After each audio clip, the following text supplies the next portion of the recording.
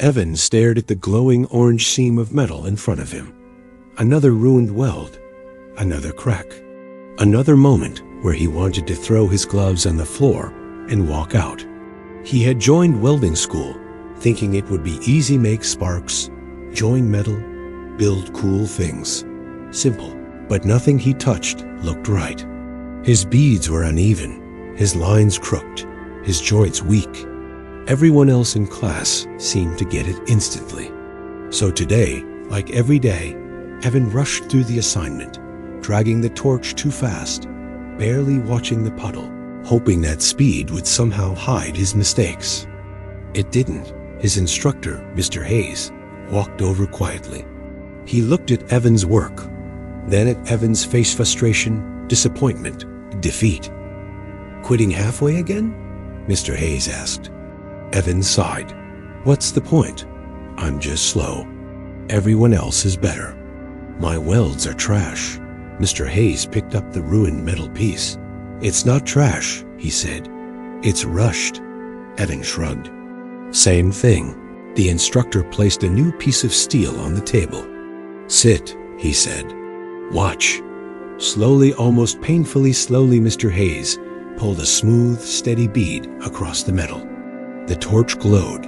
The metal flowed like syrup, and the line that formed was perfect, clean, even, strong.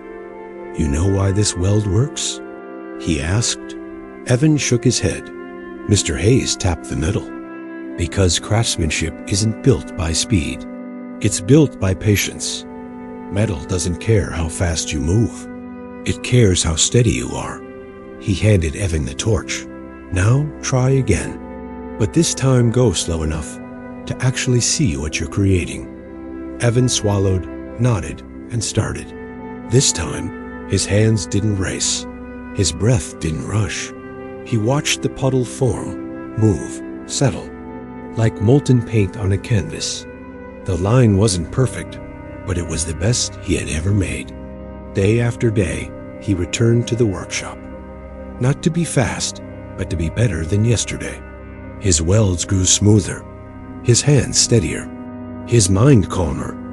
One afternoon, as the sun streamed through the workshop windows, Evan set down a piece of metal and stared at it in disbelief. A clean, strong, beautiful weld that he had made.